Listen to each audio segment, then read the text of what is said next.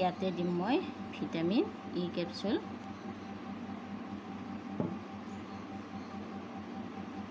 এতিয়া আকৌ পুনৰ এনেকৈ লৰাই দিম।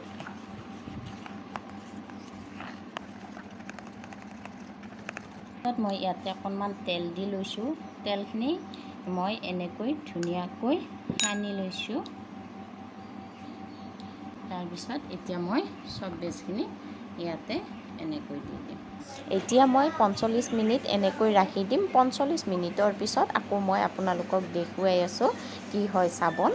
45 মিনিট হৈ গৈছে। 45 মিনিটৰ পিছত এয়া আপোনালোকে দেখিছেনে চাবোন টুকুৰাত এয়া ধুনীয়াকৈ হৈ গৈছে। এতিয়া মই এইখিনি প্লেট এখনত উলিয়াই ল'ম আৰু প্লেট এখনত উলিয়াই ল'লোঁ।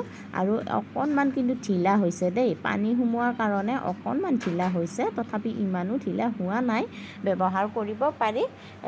চব বেজ নোহোৱাকৈয়ে আমি এনেকৈয়ে ঘৰতে চাবোন বনাব পাৰোঁ।